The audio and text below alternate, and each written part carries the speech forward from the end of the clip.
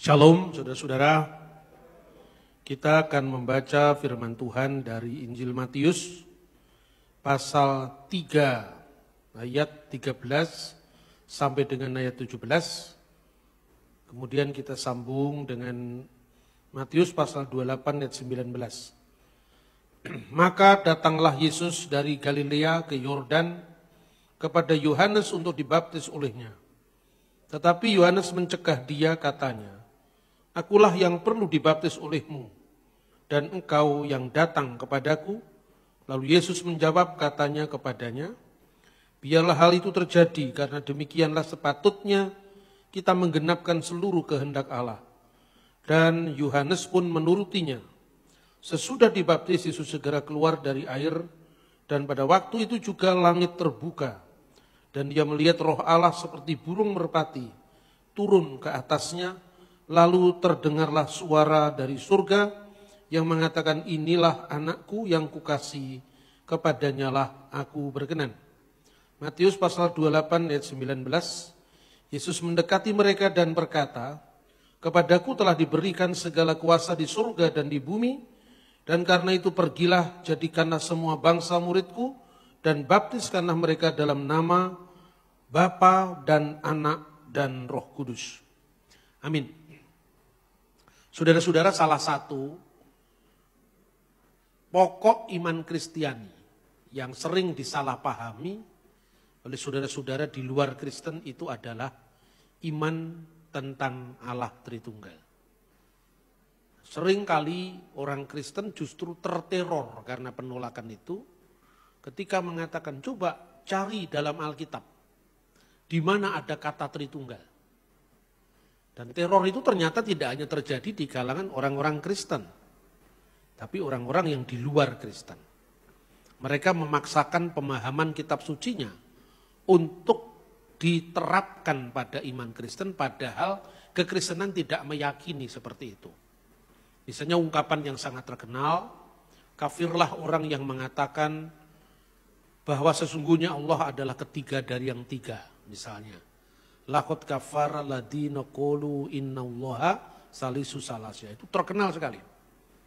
Padahal iman Kristen tidak pernah ada keyakinan bahwa Tuhan itu ketiga dari yang tiga, itu tidak ada. Yang ada ketiga yang esa, bukan ketiga yang tiga. Jadi keesaannya itu ditekankan. Nah kemudian di kalangan Kristen sendiri juga seperti itu. Ada sekte-sekte, ya misalnya Saksi Yehova misalnya, yang menolak karena Alkitab tidak ada istilah Tritunggal. Lalu istilahnya dipersoalkan, isinya gagal paham. Itu sering terjadi. Padahal sebenarnya kalau mau dibalik argumen seperti itu, apakah sebuah prinsip itu gara-gara tidak ada namanya itu prinsipnya tidak ada? Kalau itu logika yang dipahami, agama apapun di dunia ini ajarannya juga tidak ada dalam kitab sucinya. Misalnya, ya, orang Hindu punya istilah untuk teologi mereka, itu Brahman Widya. Brahman itu artinya Tuhan, Widya itu ilmu pengetahuan. Jadi ilmu tentang ketuhanan, seanalog dengan bahasa Yunani teologia. Theos itu Allah, logos, logia itu adalah ilmu tentang Allah. Begitu juga Islam. Kalau dalam Hindu kata Brahman Widya itu tidak ada di dalam kitab Weda, itu penamaan yang diberikan oleh teolog-teolog Hindu tentang ajaran iman mereka. Begitu juga Islam. Islam sangat mengandalkan atau mengagungkan apa yang disebut ilmu tauhid. Ini kata tauhid juga tidak ada dalam Al-Quran. Istilah itu istilah yang muncul dari para ahli agama Islam untuk menamakan ajaran Islam yang menekankan tentang keesaan Allah. Maka muncul kata tauhid. Misalnya dari seorang teolog muslim, ya, Junaid al-Baghdadi, itu abad 9, yang mengatakan tauhid itu adalah mengesahkan Tuhan dari segala yang bersifat baru. Itu muncul ya setelah zamannya Nabi umat Islam Muhammad SAW. Tidak muncul pada Quran sendiri. Apakah berarti tauhid Islam itu salah? Ya kan tidak seperti itu. Judulnya jangan dicari kemudian isinya tidak dipahami, judulnya dipersoalkan. Begitu juga di dalam iman Kristen. Kata monoteisme, kata triados, itu muncul dalam konteks ilmu agama-agama. Dan misalnya kata monoteisme itu muncul dari kira-kira abad 17, namanya Henry Moore. Istilah itu yang memperkenalkan kata monoteisme. Mono artinya satu, theos dan isme. Isme tentang Allah yang satu, paham tentang Allah yang esa. Nah, kata monoteisme dari ahli ilmu agama-agama Henry Moore ini masuk ke vocabulary bahasa Ibrani modern. Monotheism. Itu dari bahasa Inggris monotheism. Monotheism lalu dari kamus bahasa Arab Ibrani kemudian diterjemahkan. Apa yang disebut monotheism itu adalah iman kepada El yang satu, kepada Allah yang esa. Emunah bil echad. Iman kepada El Allah echad, Allah yang satu. Kata echad itu bahasa Arabnya ahad. Nah, iman kepada Allah yang esa atau emunat hazikhud. Iman kepada keesaan dalam bahasa Ibrani. Karena itu kamus Arab Indonesia, maka ungkapan emunah bil echad diterjemahkan dengan al-iman bi ilahin waqid. Iman kepada Allah yang esa atau at-tauhid. Jadi kata itu menjadi kata dalam kosakata ilmu agama yang tidak muncul dalam kitab suci Al-Quran itu sendiri, juga tidak muncul dalam Alkitab. Tetapi ketika orang mengatakan kulhu Allahu ahad, katakanlah dia adalah Allah yang esa, Allahu somad. Allah itu tempat segala sesuatu bergantung kepadanya.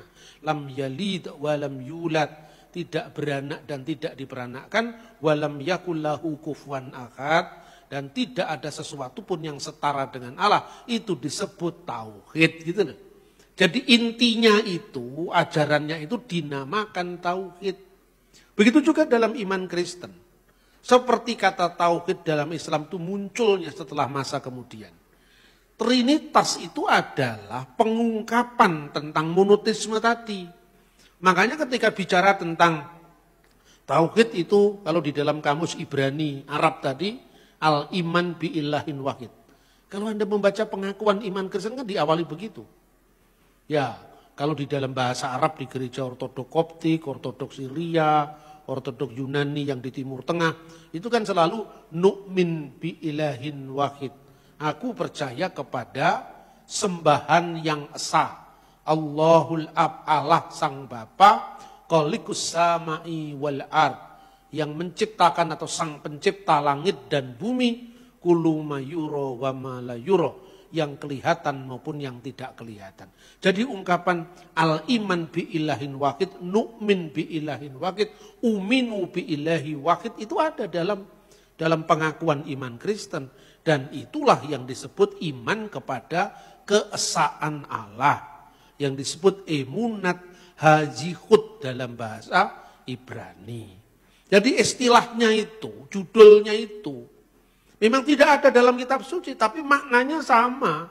Ketika Yesus ditanya, hukum mana yang paling utama dari semua hukum yang ada? Yang dikenal dengan hukum yang paling utama.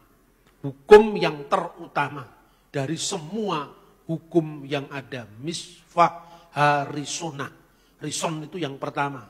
Makanya rison itu artinya echad, yom rison, hari pertama sama dengan yom echad.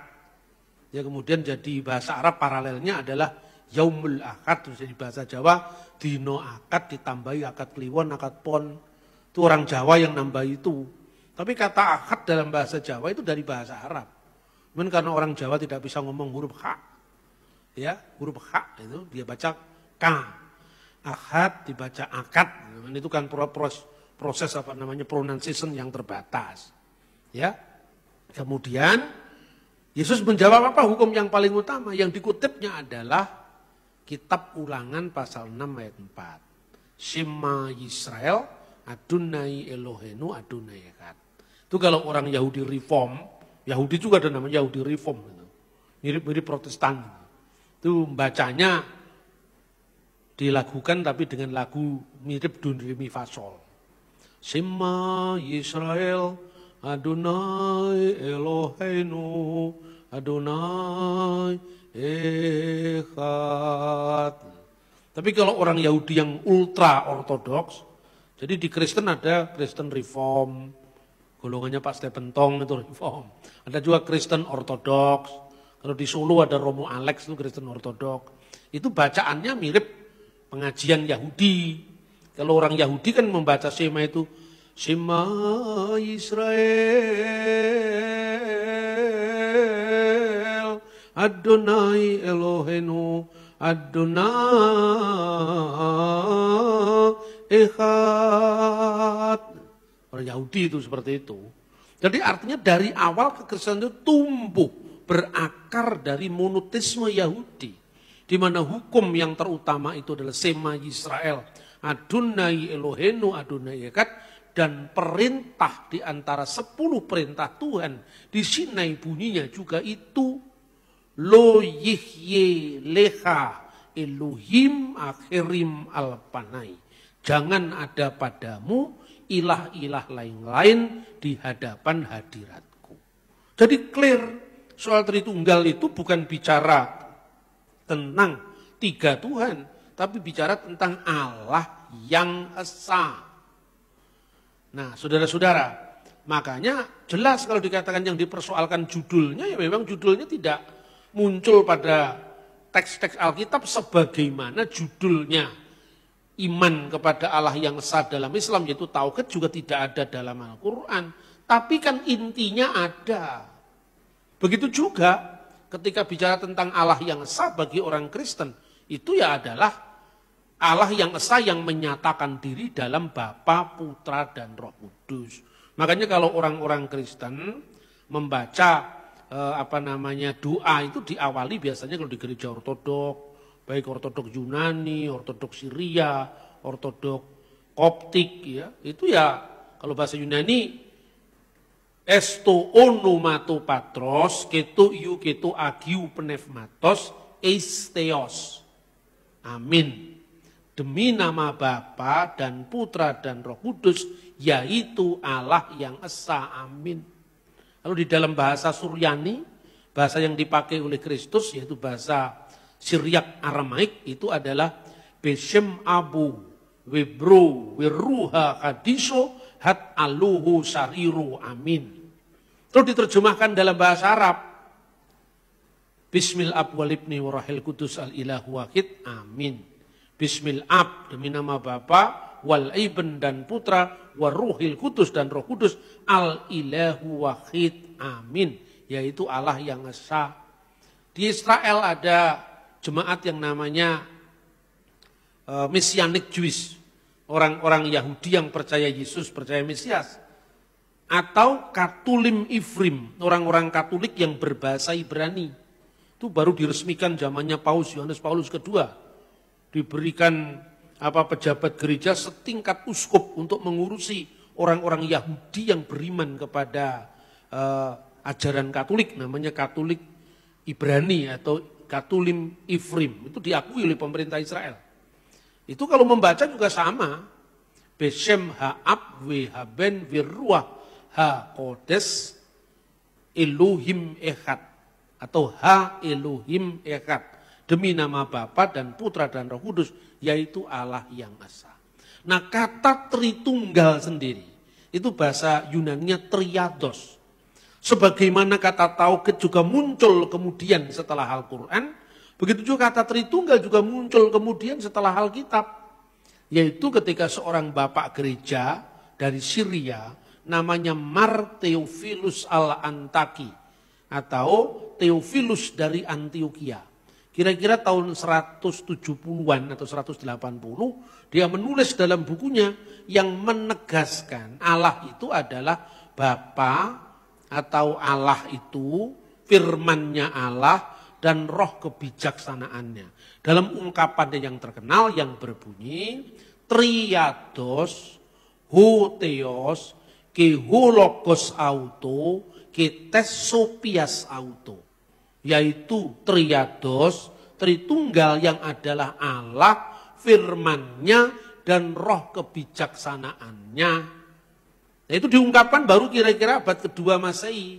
Tetapi ajarannya jelas dari Alkitab. Maka ketika Yesus memerintahkan baptiskanlah mereka, dalam nama apa?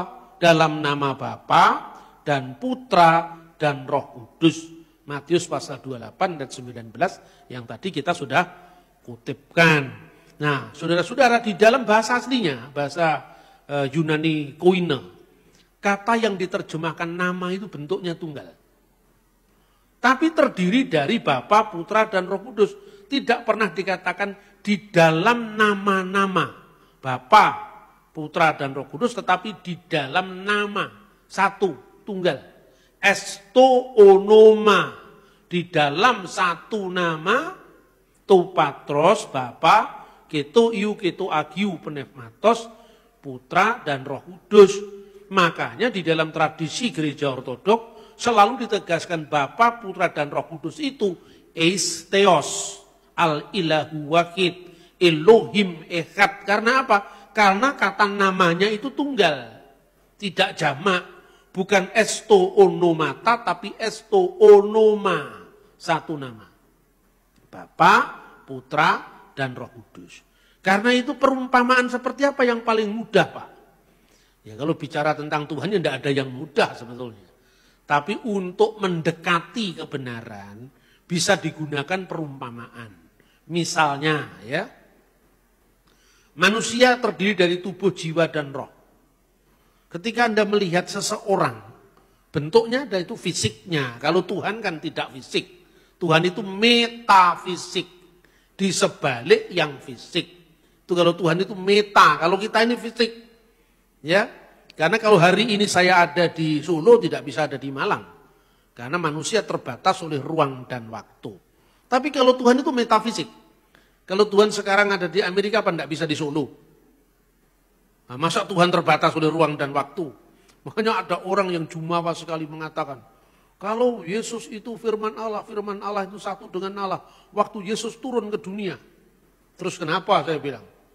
Apa di surga jadi kosong? Loh kosong itu kan bakpao, onde-onde, lopes itu kosong. Ada 3 lopes, 3 onde-onde, Anda makan satu tinggal 2 onde-onde karena itu benda. Tapi kalau Tuhan kan masa disamakan dengan begitu? Nah logikanya saksi Yehova tidak sampai kalau urusan begini. Ya misalnya dia mengatakan, kalau kami disuruh percaya Yesus itu adalah Tuhan, dalam makna Tuhan kami bisa percaya. Tapi kalau Jesus is God itu tidak ada dalam Alkitab. Mana ada Alkitabnya? Yesus itu adalah Allah. Dulu Pak Niku punya lagu itu. Yesus Tuhan dan Allah kami, Engkau layak menerima pujian. Kalau Yesus itu Tuhan, it's okay Pak. Tapi kalau Allah itu di mana ayatnya? Jawablah sama orang Kristen, itu Yohanes 1 ayat 1. Pada mulanya adalah firman, dan firman itu bersama-sama dengan Allah, dan firman itu Allah. Nah, stop dulu Pak. Kenapa harus di stop? Kasih perbandingan. Kalau Markus bersama Yohanes, apakah Yohanes adalah Markus? Ya jelas bukan. Lalu dia nanya, kalau firman bersama Allah, apakah firman itu adalah Allah? Ya iya. Loh kenapa kok satunya bukan satunya iya? Ya karena kalau Markus, kalau Matius itu kan terbatas oleh ruang dan waktu. Tapi sekarang saya mau katakan, kalau rohmu bersama-sama dengan kamu bisa enggak? Bisa. Lah rohmu apa? Makhluk lain selain kamu? Ya enggak lah, iya makanya. Jadi kalau saya mengatakan, di ruang ini tidak ada orang lain selain saya. Apa rohmu tidak termasuk? Ya kalau selain saya itu kan artinya manusia lain. Gitu. Tapi kalau bicara dalam unsur-unsur tentang diri kita yang satu. Ketika saya mengatakan saya datang Pak. Berarti saya ya termasuk pikiran saya, termasuk roh saya. Tidak mengatakan, Pak saya janji mau datang. Tapi roh saya tidak ikut Pak. Saya tinggal di rumah kayaknya nggak bisa. Manusia terdiri dari tubuh, jiwa, dan roh. Gitu loh pandangannya, jangan keliru. Alkitab menegaskan, tidak ada ilah lain kecuali aku. Dalam kitab Nabi Yesaya. Ya itu betul. Kenapa ada Bapa, Putra, dan Roh Kudus? Gini loh, Putra itu firman Allah. Roh Kudus itu roh Allah. Jadi saya umpamakan, Kalau Allah pernah ada enggak tanpa firman-Nya? Ya enggak pernah, Allah selalu ada bersama firman-Nya. Ada waktu saya siaran di sebuah televisi lokal di Kediri. Jadi televisi itu menarik, televisi lokal tapi boleh ada interaksi dengan penonton. Jadi dia masuk ke meja redaksi itu, ada moderatornya. Ditanya, Pak Bambang, dia terang-terangan mengatakan, kami ini dari saksi Yehova. Sekarang boleh enggak kami berkata begini, Pak, kenapa Bapak selalu mengatakan Allah dengan putranya? Putra itu firman, saya bilang, itu kiasan. Firman itu telah menjadi manusia dan diam di antara kita. Dan kita telah melihat kemuliaannya, yaitu kemuliaan yang diberikan kepadanya sebagai putra tunggal Bapa, penuh kasih karunia dan kebenaran. Monogenes patros, putra tunggal Bapa. Itu kiasan dari logos atau firman. Boleh enggak kami hanya menyembah Allah tanpa menyembah firman-Nya? Kami hanya menyembah Allah tanpa ada rohnya. Terus saya bilang begini, kamu percaya sama saya? Sehingga kamu sekarang mendengarkan saya ngomong di televisi ini. Ya percaya Pak. Ketika kemudian kamu nanya kepada saya, Pak Bambang izinkan saya percaya dengan Bapak. Tapi pikiran Bapak tidak saya percayai. Rohnya Bapak tidak saya percayai. Kalau saya tidak ada roh kan saya almarhum. Iya toh? Gimana sih kamu itu? Kamu percaya sama saya lalu kamu menolak pikiran saya, menolak roh saya? Enggak mungkin karena saya itu satu paket. Dengan pikiran saya dan roh saya. Itu gambaran paling mudah. Selebihnya tidak mudah lagi. Anda tanya misalnya, roh, kamu percaya roh itu ada di saya? Buktinya apa? Fenomenanya. Saya bisa bicara, bisa bergerak, bisa berjalan, bisa berjalan-jalan. Itu menunjukkan saya hidup. Lah orang hidup itu cirinya melihat, mendengar, berjalan-jalan. Itu kan hidup. Ya kan? Orang hidup karena apa? Punya roh. Lah Alkitab mengatakan roh Allah itu sudah cukup mengatakan Allah itu maha melihat, Allah maha mendengar, Allah maha hidup, itu cukup dikatakan roh Allah. Gitu loh. Jadi Tritunggal itu kalau diistilahkan oleh Bapak Gereja yang berbahasa Arab ya, itu namanya Abdul Masih Al-Kindi. Dia menulis kira-kira tahun 800 Masehi dalam bahasa Arab. Judulnya Risalah Abdul Masih Al-Kindi. Dia orang Irak, dia orang Baghdad.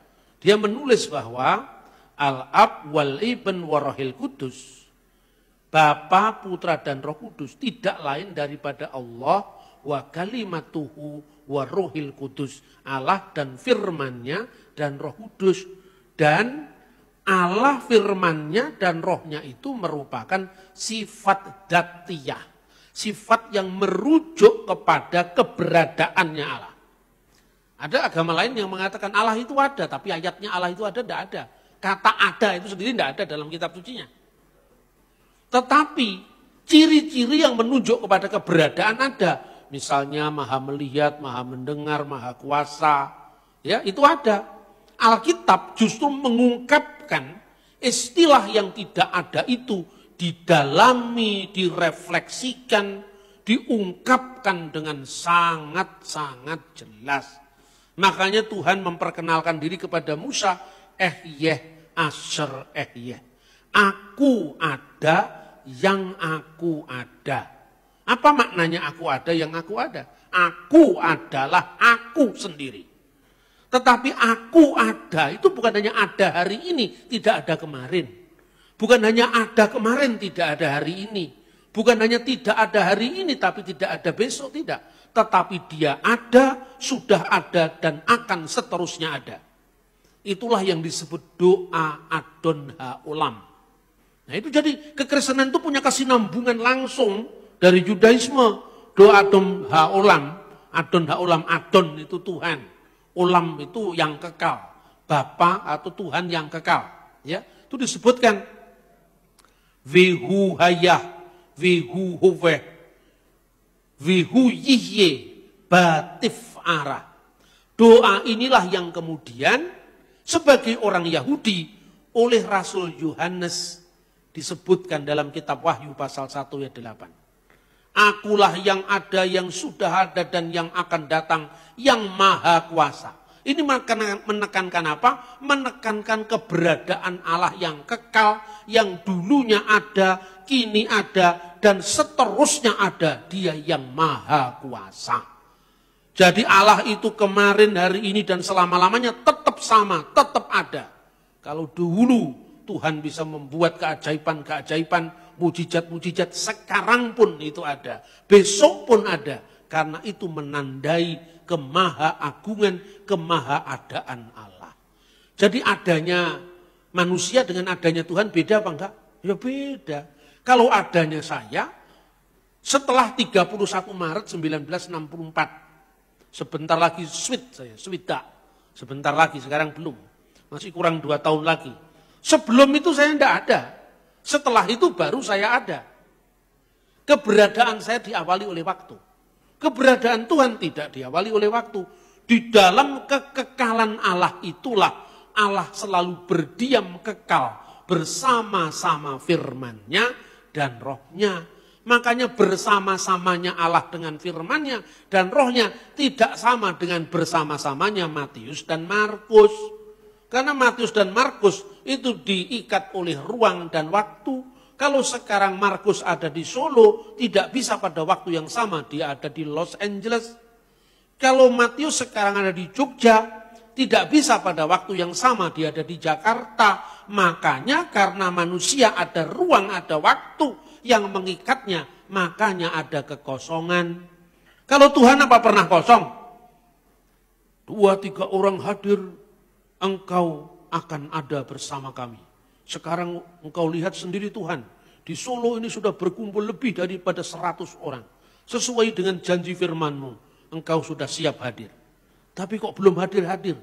Sampai sekarang kok belum ada tanda-tanda mujizat. Kami sudah berdoa lama sekali. Terus kita konfirmasi, Tuhan sudah sampai mana? Masa begitu? Itu bukan Tuhan namanya. Terus Tuhan menjawab, maaf anak-anakku. Hari-hari terakhir ini saya sibuk sekali. Karena di Los Angeles KKR tidak pernah selesai. Jadi hari ini saya hadir di gereja A, hari berikutnya di gereja B. Maaf belum ada waktu ya. Masa Tuhan begitu? Kalau Tuhan begitu terikat oleh ruang dan waktu. Jadi ketika firman-Nya turun ke dunia, Allah tidak pernah kosong firman. Lah kok bisa? Lah kenapa tidak bisa? Wong Allah kok. Segala sesuatu yang bersifat non-fisik itu tidak bisa diukur dari ukuran fisik. Satu contoh misalnya, pikiran saya satu dengan saya. Pikiran saya kemudian direkam lewat kaset video itu. Videonya di live streaming kepada ribuan orang yang menonton. Misalnya, lalu orang menonton layarnya HP atau layarnya televisi. Saya sedang ibadah di Gereja Pengharapan Allah bersama Pak Bambang Nursena. Gitu? Mana Pak Bambang? Sebentar lagi habis pujian. Ini Pak Bambang yang sedang berdoa misalnya. Yang mana? Yang pakai baju batik itu. Benar apa salah? Itu betul. Tetapi bukan hakikat saya. Hakikat saya tidak di layar TV itu.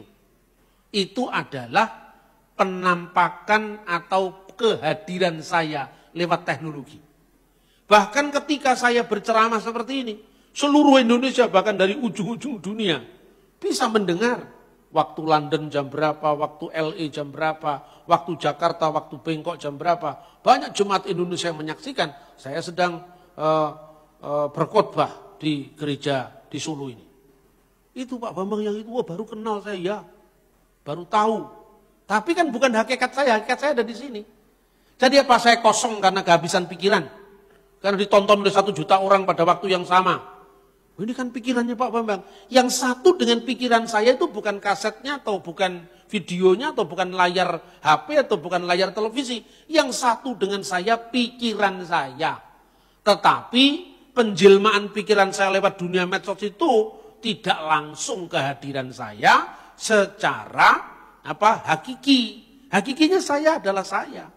Firman menjadi manusia. Apa surga kekosongan firman? Ada loh orang yang tidak paham-paham itu kadang-kadang ya, saya itu ya kadang-kadang tidak sabar juga. Tapi setiap saya diingatkan nggak sabar, ingat kamu kalah sama setan. Setan itu sifat utamanya hanya sabar. Pinter enggak setan itu. Kadang-kadang setan itu enggak bisa menyesuaikan dengan teknologi kita. Karena enggak pernah belajar IT setan itu. Iya toh? Tapi setan itu sifat utamanya apa? Telaten. Jangankan kok kita ya. Kristus sendiri. Ketika dia gagal mencobai Kristus, bukan Tuhan atau kealahan yang dicobai, kemanusiaan yang dicobai itu. Dia menunggu waktu yang baik. Tidak putus asa dia menunggu waktu baik. Jadi kalau saya putus asa, saya kalah dengan setan. Sepinter apapun manusia, kalau dia tidak telaten, kalah dengan setan. Setan nggak terlalu pinter, tapi telaten, menangan.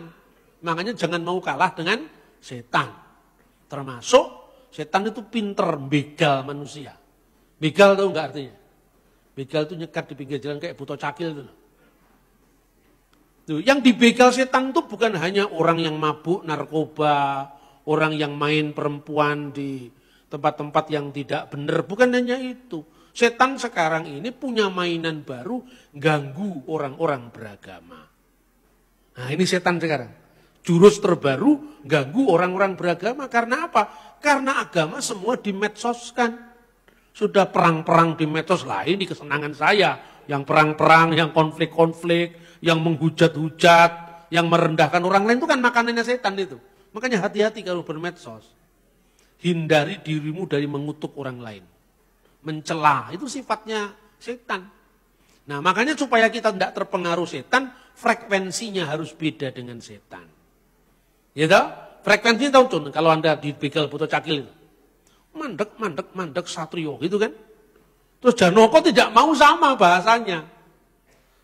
Buto, solahmu kurang toto. Itu kan bahasanya kan lain.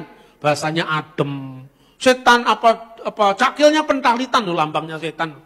Mandek, satrio, begitu kan. Janokonya tenang-tenang saja. Bali aku takon marang siro, endi dang kamu. Nyandak dongko, tumrape, buto dongko, tumrape satrio wismu. Wah ada bedanya. Kalau buto itu ngeleng itu. Tapi kalau satrio punya wismu, itu artinya apa? Bahasanya dibedakan. Makanya kalau dia teriak-teriak terus Anda teriak-teriak podo frekuensi ini. Setannya melebu, percaya enggak? Loh, kenapa saya katakan setan itu suka mengganggu orang beragama? Karena tahu manusia jatuh pertama kali dalam dosa itu karena dia ingin seperti Allah. Nah, ingin seperti Allah itu kan religius itu. Bukan manusia jatuh ke dalam dosa itu karena kepingin harta benda melimpah, enggak. Tapi karena ingin seperti Allah. Kamu tidak bisa mati, kamu akan abadi seperti Allah. Seneng toh? Nah, disitulah kejatuhan pertama karena manusia itu adalah homo religius. Punya bakat spiritual, punya bakat agama. Sekarang setan tidak pernah ganggu-ganggu lagi yang di tempat diskotik. Karena kebanyakan gedung diskotik sekarang sudah jadi tempat ibadah. Ya toh? Karena sudah jadi tempat ibadah, wah ini frekuensinya kok beda. Tidak kerasan. Begitu orang Kristen main di medsos, ngutuk-ngutuk orang lain, wah frekuensinya sama. Setannya melasuk kepala-kepala kita. Karena apa? Setan itu juga percaya kalau Allah itu esa. Yakobus pasal 2:19. Kamu percaya Allah itu satu. Itu baik. Apa itu salah? Enggak, itu baik. Tapi kalau hanya itu, setan-setan pun percaya itu dan gemetar karena itu. Kenapa kok setan itu percaya Allah itu saya? Sekedar ngomong Allah itu sah. 1, 2, 3 kan bisa ngitung. Tapi iman tanpa perbuatan. Makanya setan itu kan cuma berteori Allah itu satu, Allah itu satu. Tapi karena tidak melakukan perbuatan sesuai dengan imannya, disitulah dia jatuh. Karena apa? Iman tanpa perbuatan mati. Makanya ada ISIS. Benar enggak? Benderanya saja tidak ada ilah selain Allah. Tapi membunuh orang seperti membunuh binatang. Bohong, menyebar hoax, itu kan menjadi cara-caranya setan. Nah ingat ya, ketika Anda diejek-ejek Allah hanya satu, ingat setan juga percaya itu. Ingat cerita saya tentang buto cakil tadi. Yaitu buto cakil begal Janoko. Tapi Janoko itu pinter, tidak mau disamakan kelasnya dengan setan. Makanya kalau buto-buto sabrangan itu Itu kan biasanya pakaiannya kan hitam putih, lorek-lorek itu kan. Jam 09.00 mlebu kotak, bleng, itu dan tek riwayatmu. Tapi kalau satrio bajunya batik, begini tancap kayon sampai isu mati-mati. Makanya manusia itu jangan hitam putih pola pikirnya. Tadi saya cerita, mungkin Pak Mongol salah dalam soal Yesus tidak terdetek antara umur 12 sampai 30 tahun. Tapi dalam hal lain dia benar. Jangan hantam kromoisme. Anda suruh melayani gereja setan satanik church, mesti belajar dari Pak Mongol. Karena dia pernah jadi penganutnya di situ. Kemudian bertobat. Kalau dia salah dalam satu hal, bisa kita perbaiki. Tapi bukan kemudian malah diledek, malah diolok-olok, ya kan? Malah disetres-streskan. Itu kan bukan bahasa manusia itu. Mongol stres, itu setan yang mengatakan stres-stres itu. Oh dia tidak stres, kok dikatakan stres. Kurang benar bukan berarti dia stres kan? Kurang benar karena pengetahuannya belum di situ, bukan berarti dia bodoh loh. Dia pinter, tapi itu bukan bidangnya yang dia masuki. Paham yang saya maksud? Jadi jangan suka menghantam kromoisme. Gebiah-uyah podo asine kalau orang Jawa itu. Jawa Timur itu terkenal sekali gebiah-uyah podo asine. Kalau di Yogyakarta Hadiningrat gebiah gulo podo. Lagine sebab itu gudegnya terlalu manis. Kalau gudegnya adem ayem itu enak lah itu. Gurih gitu kan. Solo lebih enak. Itu tapi enaknya lidahnya saya. Belum tentu lidahnya Jogja nganggap Solo itu enak itu loh. Jadi enak bagi siapa dulu. Inilah butuhnya kita memahami manusia. Sesama kita. Itu tidak bisa kita ukur semua dari kepentingan kita. Setiap orang tuh memiliki sudut pandang. Nah itu yang pertama. Jadi secara hakiki Allah bersama firman-Nya dan rohnya. Roh Allah dan firman Allah itu harus sama kekal dengan wujudnya. Harus sama kekal dengan eksistensinya. Sebab kalau roh Allah pernah tidak bersama Allah, berarti Allah pernah ada tanpa rohnya. Berarti pernah almarhum. Kalau Allah pernah ada tanpa firman-Nya, berarti Allah pernah tidak bisa menciptakan segala sesuatu, karena Allah menciptakan segala sesuatu dengan firman-Nya. Sekali lagi, ketika kita bicara Yesus sebagai firman Allah, yang adalah Allah, tidak menunjuk kepada kemanusiaannya yang fisik. Kiai Tunggul Wulung di abad 19 saja paham. Masa kita yang sudah kenal dunia medsos tidak paham. Kiai Tunggul Wulung tadi saya katakan, ketika naik ke Gunung Kelut, itu beradu ilmu sama Endang Sampurnawati. Wah kemiri tiba saiki nanging iso dipanen dek wingi. Itu abad 19, tahun 1880-an itu. Buah kemiri itu ibarat sang firman itu baru datang ke dunia mengawali tahun Masehi. Ya. Tapi bisa dipanen dek wingi karena sang logos tidak pernah tidak ada. Dia selalu ada, tapi belum menjadi manusia ketika itu. Nah, nabi-nabi lain sebelum datangnya Yesus sebagai manusia, itu menghidupi dirinya dari firman kebenaran tadi. Makanya janji Allah kepada Abraham, apa yang pertama? Pergilah tinggalkanlah negerimu. Menuju ke suatu tempat yang akan kutunjukkan kepadamu. Alamatnya belum tahu, tapi dia beriman. Itulah iman Abraham. Iman dengan perbuatan. Imannya setan, iman saja tanpa perbuatan. Maka monoteisme yang sekedar mengatakan Allah satu, Allah satu, Allah satu, itu yang disebut demonic monotheism atau satanic monotheism. Itu monoteisme setan yang sekedar bisa mengeja 1, 2, 3 Pak Gendut naik kuda. Kuda-kuda lari, Pak Gendut kecemplung kali. Ya, itu dolanan saya waktu saya masih kecil itu. Pokoknya bisa menghitung 1, 2, 3. Tapi monoteisme Abraham berbuat karena imannya. Tuhan memberikan janji, kamu akan jadi bangsa yang besar. Kamu akan termasyhur, kan semua digenapi. Orang Yahudi kalau berdoa pakai nama Abraham.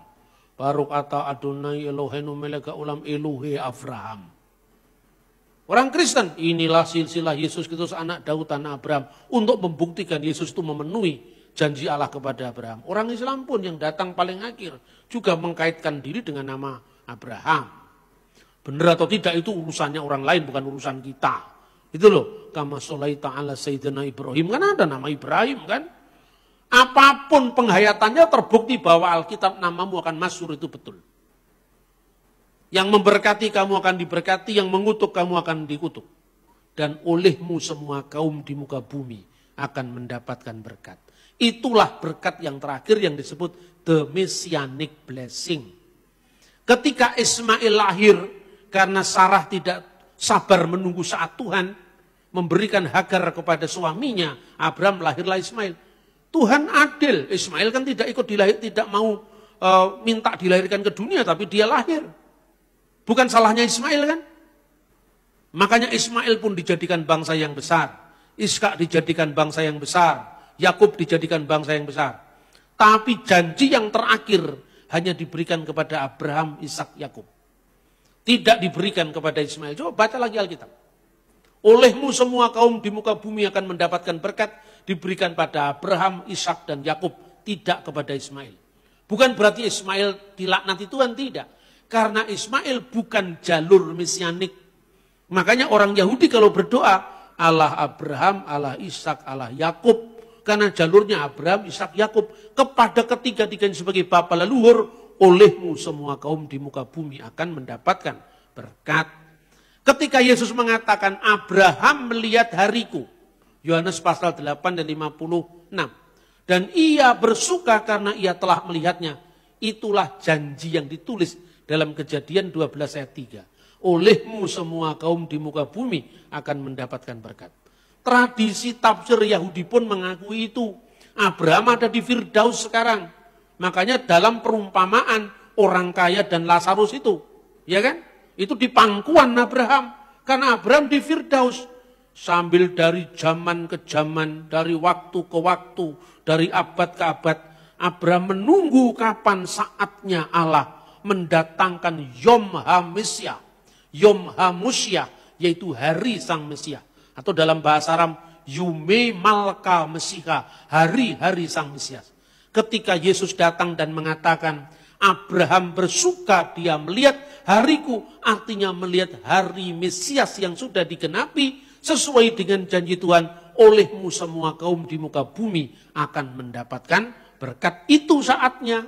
Orang Yahudi tidak paham.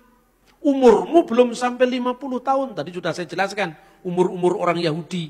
Umur 50 tahun itu umur yang sangat penting karena itu puncak kedewasaan. Ya, karena itu hitunglah orang-orang Israel antara umur 30 sampai umur 50 tahun untuk bertugas di kemah suci. Nah, umurmu belum 50 tahun kamu belum berhak memberi nasihat.